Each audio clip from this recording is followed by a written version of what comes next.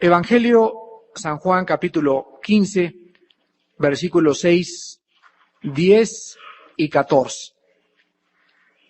Y dice el Evangelio según San Juan, capítulo 15, versículo 6, el que en mí no permanece, será echado fuera como pámpano y se secará, y los recogen y los echan en el fuego y arden.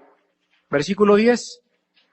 Si guardareis mis mandamientos, permaneceréis en mi amor, así como yo he guardado los mandamientos de mi Padre y permanezco en su amor. Versículo 14. Vosotros sois mis amigos si hacéis lo que yo os mando. Hasta este momento, en este discurso y esta enseñanza tan preciosa y tan profunda de la palabra de Dios, de los mismos labios del Hijo de Dios, el Señor Jesucristo, hemos visto que Jesús ha ilustrado la vida cristiana como un árbol, Él y nosotros como las ramas injertados a Él.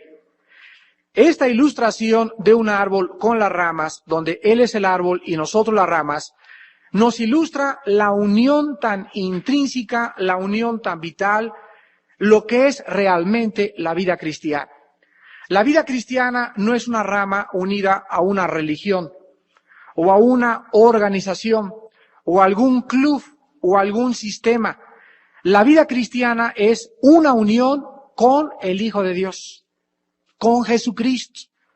Y si tú estás unido a los católicos, a los protestantes, a los bautistas, a los metodistas, no significa que eres cristiano.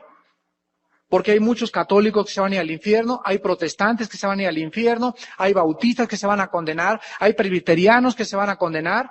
¿Por qué? Porque eran presbiterianos, eran católicos, eran protestantes, pero no estaban unidos. No había ellos, no vivían y recibían la vida, la savia del Hijo de Dios en su nueva naturaleza. Entonces es maravilloso poder comprender que la vida cristiana es una unión vital, es una comunión espiritual, es una comunión mística, es una comunión donde Jesucristo nos ha hecho formar parte de Él y donde así como el árbol manda la savia a las ramas y las ramas por sí mismas no tienen ni vida ni pueden producir fruto, así nuestra unión con Cristo nos hace vivir, nos hace producir frutos. Y nuestra unión con Jesucristo es lo que realmente nos ha hecho volver a vivir de entre los muertos. Esta unión con Cristo, en este capítulo, dice el versículo 1, yo soy la vid verdadera y mi Padre es el labrador. Todo pámpano que en mí no lleva fruto lo quitará, y todo aquel que lleva fruto lo limpiará. Aquí la palabra limpiar es la palabra katairo en el griego, que significa podar. Es una palabra que usan los jardineros. Todo el que lleva fruto lo va a podar para que lleve más fruto. Ya vosotros estáis limpios por la palabra que os he hablado. En el versículo que nos concierne en esta noche, en el versículo 6, Jesucristo hace una advertencia solemne, profunda, terrible. Y dice que todo aquel que esté injertado a Él y no lleve fruto, va a ser quitado, va a ser eliminado, va a ser inutilizado. Porque, ¿cómo es posible que una rama esté injertada al árbol y no lleve frutos? La única explicación al ver un árbol y ver una rama con fruto y otra rama seca, la única explicación es la siguiente. ¿Por qué la rama de la derecha da fruto y la rama de la izquierda está seca? Simplemente porque la rama que da fruto está unida al árbol. No hay interrupción entre la savia que sale del tronco y la comunicación a la rama. Pero si tú cortas una rama seca, inmediatamente te das cuenta al meter el machetazo que no hay una comunicación entre la savia y la rama seca. Y como no hay comunicación entre la savia del árbol y la rama, como no tiene vida por sí misma, se tiene que secar. ¿Qué cosa es esta interrupción de la comunión en la vida cristiana? Hay muchos que han dicho que el versículo 6 nos habla de perder la salvación. Pero a estas personas hay que hacerles una pregunta muy importante. ¿Cómo puede alguien ser no salvo y al mismo tiempo ser rama y pertenecer al cuerpo de Cristo. Es imposible, ¿verdad? Cuando Jesucristo dijo ya anteriormente en el versículo 3, ya vosotros estáis limpios por la palabra que os he hablado, estaba hablando que todas las ramas, o sea, las personas limpias, ya estábamos limpios y estábamos unidos a Él. Entonces, este pasaje no está hablando de la salvación, está hablando de la comunión y de la pérdida de la comunión, no de la pérdida de la salvación, como más adelante lo vamos a ver. Vamos a ver en primer lugar en esta noche entonces que no se está refiriendo a la salvación por las siguientes razones. El énfasis en la enseñanza de la vid y las ramas es la comunión y no es la salvación. Es el servicio y no la salvación. Vean 1 Corintios 9:27. Y vamos a demostrar que está hablando de la pérdida de la comunión, de el hecho de que podemos ser inutilizados, eliminados, etcétera, etcétera. Dice en 1 Corintios 9:27 que Pablo, ante la amenaza que él sabía que existía en su vida de la falta de disciplina, golpeaba su cuerpo y lo ponía en servidumbre. Y Pablo decía, no sea que, habiendo sido heraldo para otros, yo mismo venga a ser eliminado. Aquí la palabra eliminado es la palabra griega adokimos, con K. Y no significa perder la salvación. No significa que si Pablo no disciplina su cuerpo, ya jamás va a entrar al cielo. Significa que él no va a poder seguir corriendo la carrera. Va a ser eliminado de la carrera. Y así como hay muchos cristianos que están corriendo la carrera bajo las leyes de la carrera, hay muchos cristianos que solo son espectadores, que no hacen nada en la vida cristiana, ahí están en las butacas, viendo el partido, viendo cómo los que toman parte en la acción de la vida cristiana están jugando, pero las iglesias están llenas de cristianos que no están participando en la carrera. Sí son salvos y van a ir al cielo algún día, pero ellos aquí en el servicio en la vida, cuando venga el momento, las recompensas y los galardones, descubrirán que no van a tener ninguno porque jamás participaron en la carrera. En otras palabras, jamás dieron fruto. Ahora ven Romanos capítulo 11. Romanos capítulo 11. Y este es el pasaje más fuerte respecto a lo que estamos enseñando. Romanos 11, del 17 al 23. Y antes de ver este pasaje, Romanos 11, del 17 al 23, quiero solamente mostrarles lo que el Espíritu Santo está enseñando en este pasaje. En el libro de Romanos, en los primeros 8 capítulos del libro de Romanos, se enseña en el primer capítulo que el hombre pagano no tiene excusa, en el capítulo 2 que el hombre religioso no tiene excusa, en el capítulo 3, la justificación por la fe.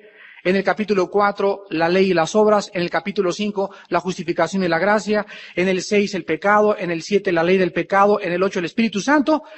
Y después de 8 pasajes doctrinales en Romanos, se introduce en el libro de Romanos 3 capítulos. El capítulo 9, el capítulo 10 y el capítulo 11. Y estos 3 capítulos, el 9, el 10 y el 11, explican la relación de Dios con Israel.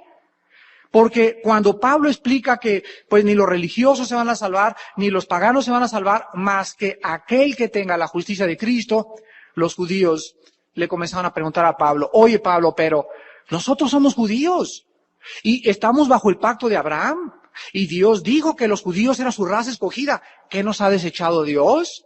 ¿Qué acaso ya Dios nos abandonó? Entonces Pablo explica en el capítulo 9, 10 y 11 de Romanos la relación de Dios con los judíos. Y aquí en este pasaje que vamos a leer ahorita, dice que Pablo que los judíos eran como un olivo, como un árbol. Y cuando ellos no permanecieron en credulidad, cuando vino la incredulidad a los judíos y rechazaron al Mesías de Dios, en ese momento Dios desgajó al olivo e injertó en el olivo al olivo silvestre. El olivo silvestre es la iglesia. Ellos fueron desgajados del árbol y nosotros fuimos injertados en el árbol. Pero veamos por las propias palabras del Espíritu Santo lo que esto nos explica. Romanos 11, del 17 al 23. Pues si algunas de las ramas fueron desgajadas, y tú, siendo olivo silvestre, aquí se refiere a la iglesia, has sido injertado en lugar de ellas, y has sido hecho participante de la raíz y de la rica savia del olivo. No te jactes contra las ramas, y si te jactas, sabe que no sustentas tú a la raíz, sino la raíz a ti. Pues las ramas, dirás, fueron desgajadas para que yo fuese injertado. Bien, y vean ustedes lo que nos desgaja. Por su incredulidad fueron desgajadas, pero tú por la fe estás en pie. No te ensoberbezcas, sino teme, porque si Dios no perdonó a las ramas naturales, a ti tampoco te perdonará. Mira pues la bondad y la severidad de Dios. La severidad, ciertamente para los que cayeron, pero la bondad para contigo, si permaneces en esa bondad, pues de otra manera, tú también serás cortado.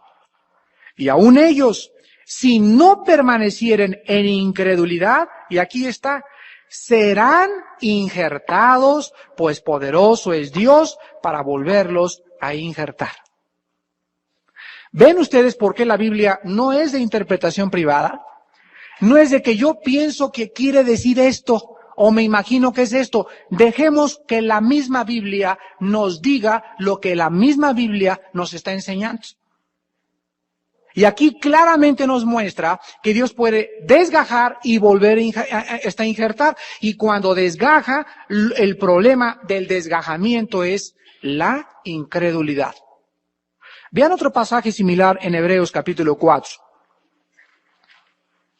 En Hebreos capítulo 4, versículos del 1 al 5, Pablo les está hablando otra vez a cristianos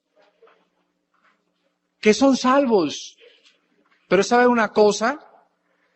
Que aquí se usa otra ilustración. En Romanos 11, en Juan 15 se usa injertar y desgajar. Y aquí se usa otra ilustración que se llama entrar al reposo de Dios. Cuando un cristiano es salvo y un cristiano vive sin ser activo en el servicio de Dios y vive una vida de desobediencia, ese cristiano no tiene paz, no tiene tranquilidad. A lo mejor sí es salvo, y si viene el Señor se va en el rapto con el Señor, pero las iglesias están llenas de cristianos que aunque son salvos, no tienen esa paz que sobrepasa el entendimiento, esa tranquilidad en su corazón cuando vienen los problemas, las angustias, ese relajamiento de saber que Dios está bajo el control. Pero se nos dice lo mismo en Hebreos 4, que su problema es la incredulidad. Vean lo que dice Hebreos 4. Temamos pues, no sea que permaneciendo aún la promesa de entrar en su reposo, a alguno de vosotros parezca no haberlo alcanzado. Porque también a nosotros se nos ha anunciado la buena nueva, como a ellos, pero no les aprovechó el oír la palabra, por no ir acompañada de fe en los que lo oyeron. Pero los que hemos creído entramos en el reposo, de manera que dijo, por tanto juré en mi ira, no entrarán en mi reposo. Versículo 10, porque el que ha entrado en su reposo, también ha reposado de sus obras, como Dios de las suyas. Procuremos pues entrar en aquel reposo, para que ninguno caiga en semejante ejemplo de desobediencia. Aquí Hebreos 4 nos habla muy claramente que se les invita a entrar, no se les invita a ser salvados. ¿Ya se dieron cuenta? No se les invita a salvar su alma, se les invita a los que ya tienen la salvación. ¿A qué se les invita? a descansar en el Señor, hermanos. A descansar en Él. No es justo que tú tengas la vida de neurosis, de problemas y de incertidumbre que tú tienes por incredulidad. Nada más es por incredulidad. Porque si tú eres salvo y has puesto tu fe en Jesucristo como el Mesías, esa fe que te hizo entrar a la salvación y que te ha prometido la vida eterna es la misma fe que tienes que ejercitar todos los días. Y de eso se trató hace 8 días el mensaje, permaneciendo en Cristo. Ahora vean ustedes otro pasaje en 2 de Timoteo 2:21. Y aquí en 2 de Timoteo 2:21 se usa otra ilustración. Ya vimos el árbol y las ramas. Ya vimos entrar a una vida de descanso y de paz. 2 de Timoteo 2:21.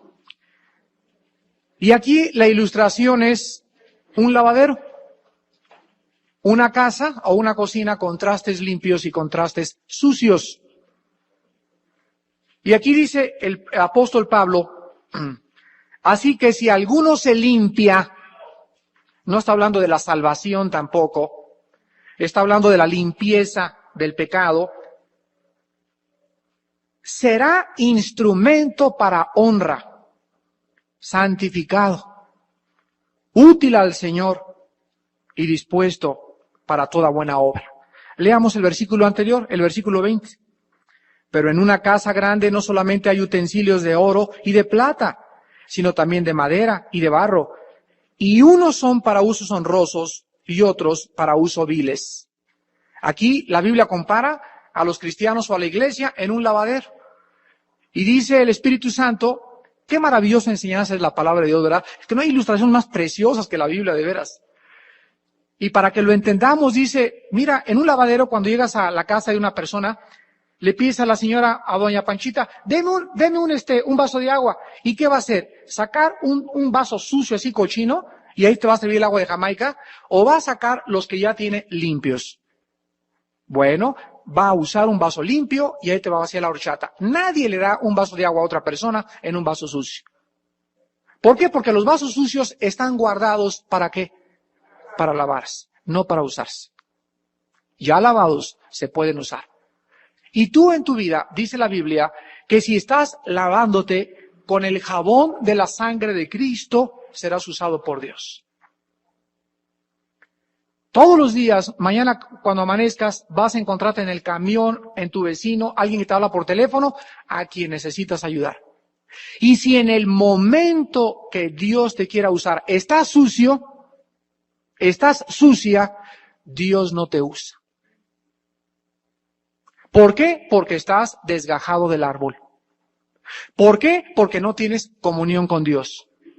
¿Por qué? Porque necesitas lavarte con la sangre de Cristo, confesar tu pecado para ser instrumento útil, honroso, santo en las manos de un Dios santo.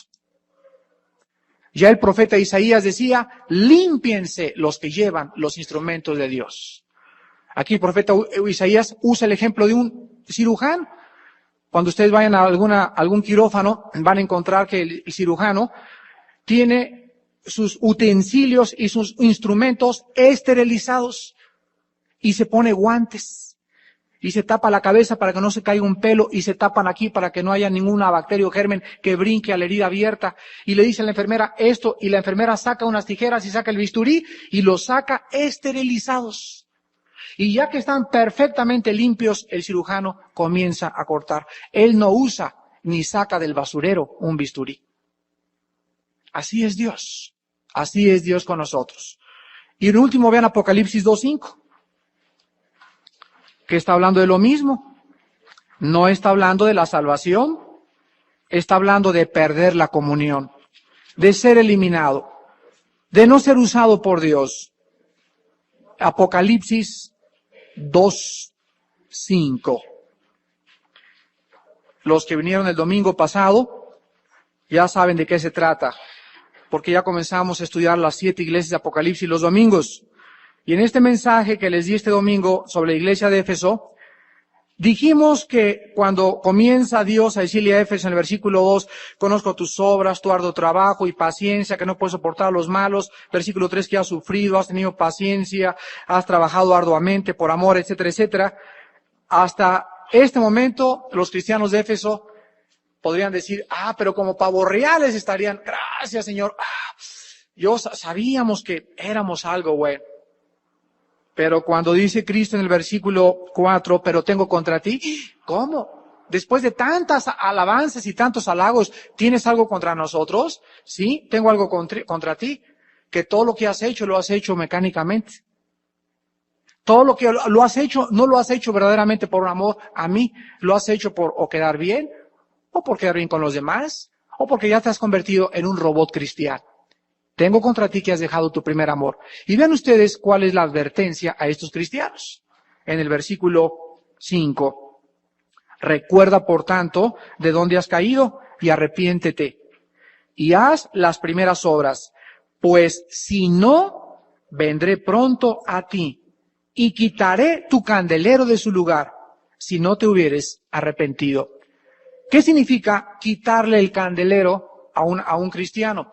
Recuerdan ustedes que Jesucristo dijo que la lámpara del cuerpo era el ojo. Quiero que entiendan muy bien, la lámpara no es la luz, es la que porta la luz, porque la luz es Cristo. Jesús nunca dijo, ¿verdad?, que nosotros éramos la luz en el sentido de tener luz por nosotros mismos. Así como la luna refleja la luz del sol, nosotros reflejamos la luz de Cristo, pero nosotros no somos la fuente de la luz, es Jesús en nosotros. En cuanto tú pecas y te rompe la comunión con Dios, ¿qué pasa en tu cuerpo? Tu cuerpo se llena de tinieblas. Inmediatamente entras en tinieblas y lo primero que te pasa es perder el rumbo.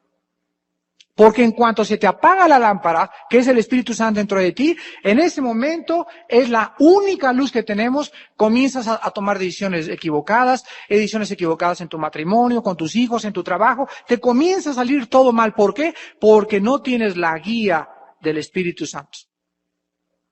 Y si yo quiero andar en la vida con la guía del Espíritu Santo, debo permanecer en Cristo. Debo mantener mi comunión ininterrumpida con Cristo. Debo pertenecer y permanecer injertado en la vid. Y si no tengo esta comunión con Cristo y no permanezco en Él, seré desgajado. Rompo mi comunión, ya no soy utilizado, estoy sucio, hasta que Dios me injerta otra vez, cuando le pido perdón y la sangre de Cristo nos limpia de todo pecado. Esto es muy importante porque ustedes, regresamos a Juan 15, deben de comprender que Dios no puede ser burlado. Dios nos dice que lo único que nos va a dar poder en la vida es nuestra unión con Él. Si tú quieres en la vida ser lleno del poder de Dios, de la paz de Dios, del consuelo de Dios, de la fuerza de Dios, de la dirección de Dios, muy sencillo, mantente unido con Él. Aguas con secarte.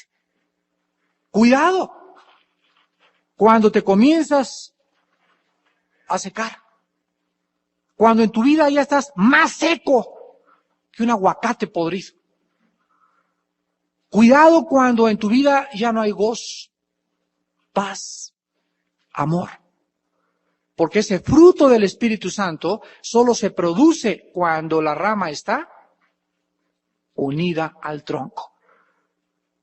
Comienza a perder la paz, el gozo y el amor, que son síntomas inequívocos de que te estás secando. Estás sucio, estás sucia. Límpiate inmediatamente. Y el arrepentimiento nos restaura a la comunión con Dios. Ahora en Juan 15, dice en el versículo 2, todo lo contrario. Y dice Cristo que el pámpano que en mí no lleva fruto, o sea, en él, dice, lo quitará. Pero fíjense lo que dice con los que sí llevan fruto. Y todo aquel que lleva fruto, dice, lo limpiará, lo podará para que lleve más fruto. Por un lado, las ramas que no permanezcan en el árbol serán inutilizadas, serán eliminadas, serán secadas, no servirán para nada, perderás tu gozo, tu paz, tu amor. A lo mejor eres salvo, pero vives como un incrédulo. Vives tan miserable por causa del pecado en tu vida y por causa de que el Espíritu Santo no ha dejado de trabajar en tu corazón hasta que te arrepientas. Pero por el otro lado, los que están constantemente unidos, o sea, los cristianos que mantienen una comunión constante con Cristo, les va a suceder otra cosa.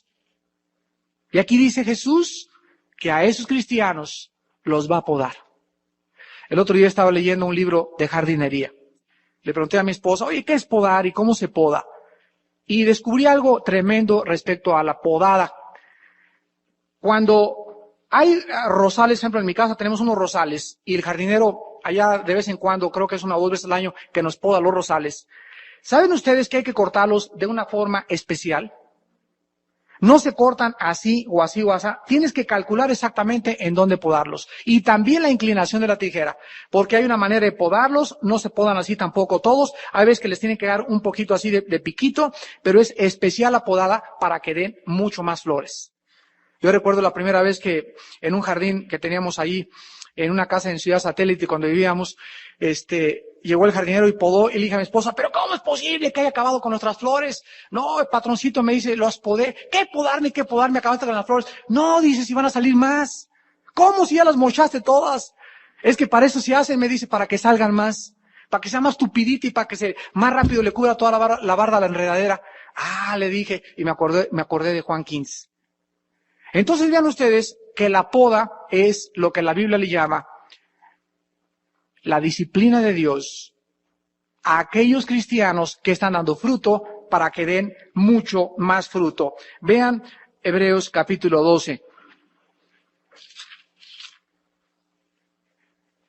La limpia o la podada que el Padre hace en nuestra vida. Hebreos 12. Y quiero que escuchen muy bien esto. La limpia o la podada. En el área física con las plantas y los rosales, X planta, es para que den más fruto, ¿verdad? Para que se multiplique más rápido. En el área espiritual, la limpia o la podada es el proceso por medio del cual Dios quita de nuestra vida cosas que podrían estorbarnos para dar fruto. Se los vuelvo a repetir. La podada en el cristiano significa que Dios va a actuar en tu vida de cierta forma para quitarte cosas que puedan estorbarte el dar más fruto. Cuando tú tienes una jardinera y le pones alrededor una cerquita así de alambres, es para que la plantita crezca derechita y las malas hierbas no se peguen a ella. Se le protege para que siempre esté fructífera. Y Dios, mis queridos hermanos y hermanas en Jesucristo en esta noche, va a quitar de nuestra vida amistades, bienes materiales, cosas, objetos que Él cree que puedan convertirse en una maldición para nuestra vida o que nos estén impidiendo crecer en Él.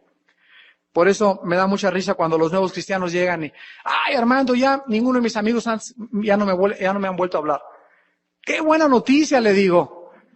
Oye, pero ¿por qué? Oye, pero es que eran mis amigos. Le digo, es que Dios va a comenzar a quitar a tu vida los que se decían amigos y te va a comenzar a dar amistades verdaderas. Y cuando un cristiano se convierte, lo primero que Dios le quita son los amigos borrachos, parranderos, marihuanos, inmorales, degenerados, ambiciosos, materialistas. Y si en tu vida no hay esa poda, no eres cristiano. Pero si ya te diste cuenta que ya estás perdiendo amistades, y con el que te ibas a tomar y con el que te juntabas cada viernes y echarte la copa, ya no los ves y tampoco ellos quieren juntarse contigo porque ya saben que eres cristiano, es porque Dios está trabajando en tu vida. Pero si tú sigues con el mismo ritmo y con las mismas amistades, ¿cómo puedes llamarte cristiano? Porque cuando Jesús, ahora vean esto, cuando Jesús nos quita algo, lo sustituye siempre por otra cosa mejor. Nunca Dios me quita una amistad o me quita algo sin que me dé algo mejor a cambio. Siempre y cuando lo que Él me quite, lo deje ir con gozo y con paz. Y eso lo vamos a ver en Hebreos 2. Y dice los versículos del 5 al 11. Ya habéis olvidado, somos muy olvidadizos.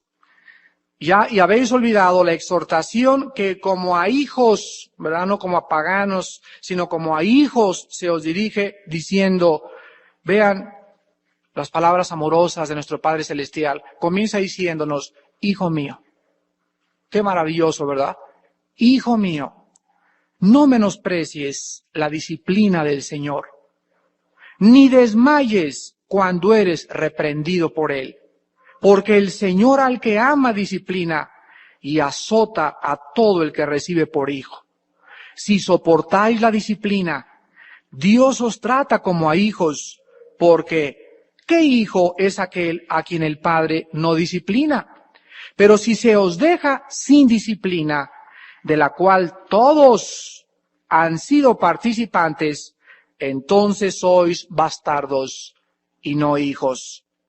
Por otra parte, tuvimos a nuestros padres terrenales que nos disciplinaban y los venerábamos.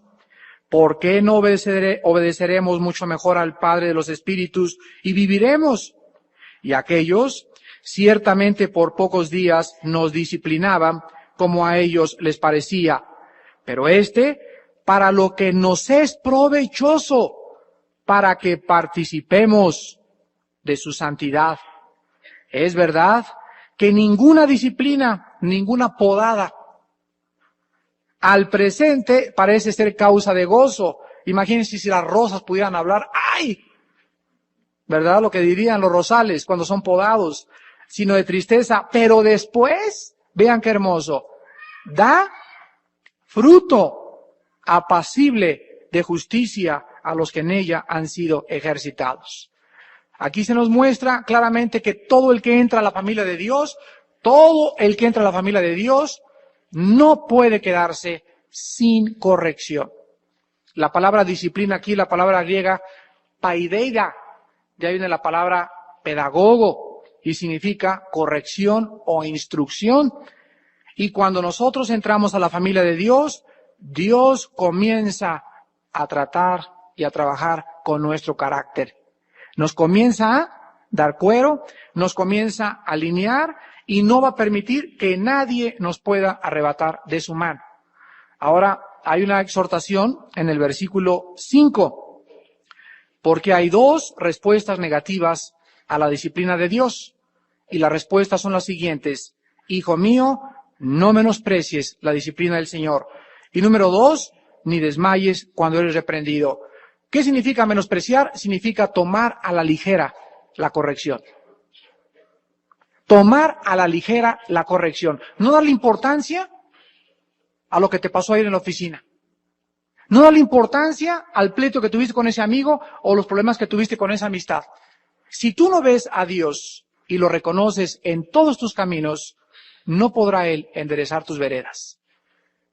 Pero si nosotros reconocemos que muchas de las cosas que nos pasan, Dios está atrás actuando y nos está disciplinando, nos está mostrando algo mucho mejor, entonces vamos a desmayar.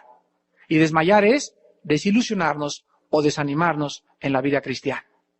¿Y cuántos cristianos están? Ya no tengo ganas de esto porque me pasó esto, y desde que soy cristiano me pasó esto, y me robaron. Oye, pero es que te están dando duro.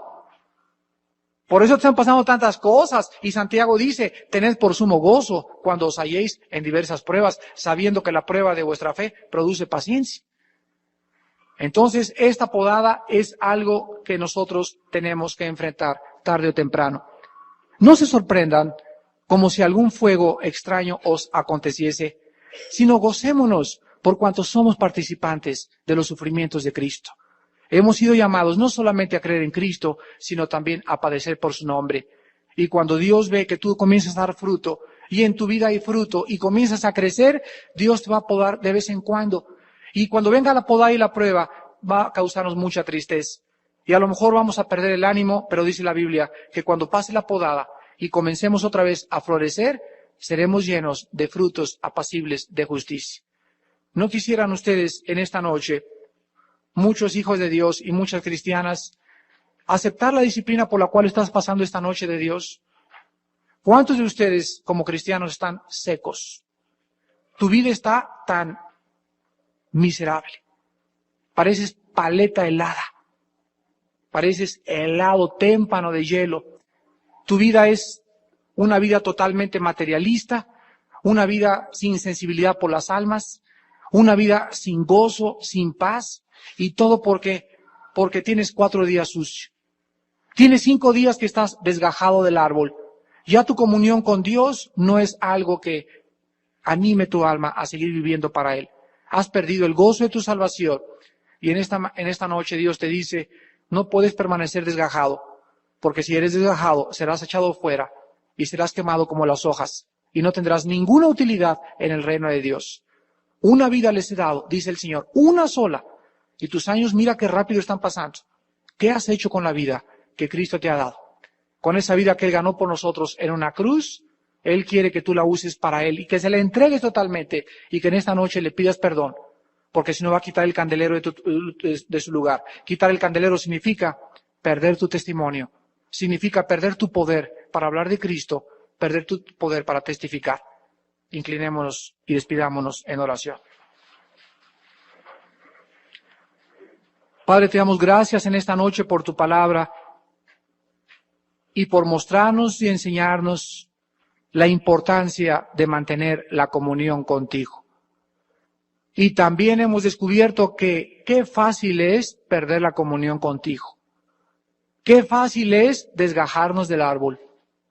Qué fácil es comenzar a secarnos. Qué fácil es volver a vivir como vivíamos antes de que te conociéramos. Padre, te damos gracias porque muchos de nosotros hemos descubierto cuántas amistades hemos perdido en nuestra vida cristiana. Pero todas esas amistades no eran buenas para nuestro crecimiento y tú interveniste porque si somos tus hijos, tú tienes que intervenir. Si alguien aquí en esta noche no ha recibido esta poda, esta limpiada en su vida, es porque es bastardo y no hijo. Porque la disciplina es para los hijos, no para los paganos. Pero tú en esta noche puedes convertirte en hijo de Dios y como hijo de Dios o hija de Dios entrar a su disciplina. Si tu padre cuando eras niña, cuando eras niño te disciplinaba y te daba con el cuero cuando te portabas mal, ¿cuánto más nuestro Padre Celestial? Cuando nos disciplina es para nuestro bien, para que participemos de su santidad y para que encontremos en la santidad la manera más feliz para vivir en esta vida. La santidad es la felicidad, el pecado es la tristeza. Si en esta noche hay alguien que le quiere entregar su vida a Jesucristo, no importa que pertenezcas a una religión, en esta noche te invito a unirte a un árbol. No te invito a una religión, te invito a que unas tu vida a la vida de Jesús. A que permitas que el Padre te injerte como el labrador en la vida de su Hijo y formes parte de su cuerpo, de su sangre y de sus huesos. Esto es la iglesia, el cuerpo de Cristo. Y comiences desde hoy en la noche a recibir la savia, la vida de Jesús y permitas que Él produzca en ti ese fruto que Dios ha querido que tú produzcas. Pero que por vivir lejos de la vida de Jesús, tu vida está tan marchita en esta noche, tan seca y tan insípida, que muy pronto, si no te injertas, serás echado al fuego eterno. Las personas que en esta noche quieran invitar a Jesús a su vida por primera vez, ahí desde tu lugar, con tus ojos inclinados y tu corazón tan preparado por el Espíritu Santo, dile estas palabras: mi Señor y mi Dios, he sido como una rama tirada en el suelo, sin propósito, sin uso, seca y vacía. Te pido que me injertes en la vida de tu Hijo Jesucristo. Quiero participar de su savia divina. Y tú como la raíz, Padre Santo, que le diste la vida a tu Hijo, permíteme tener la vida eterna. Me arrepiento de mis pecados. Creo en Jesucristo como el que murió en mi lugar en la cruz, y que con su sangre tú me puedes en este momento perdonar mis pecados y darme la vida eterna. Señor Jesucristo, Creo en tu nombre, en tu muerte en mi lugar por mis pecados, en tu resurrección de los muertos, y te pido en este instante que entres a mi vida. Quiero ser uno contigo, quiero recibir tu vida de ti y quiero vivir para ti y no seguir desperdiciando mi vida en tantas cosas vanas, porque te lo pido y te doy las gracias en Jesucristo mi Señor. Amén.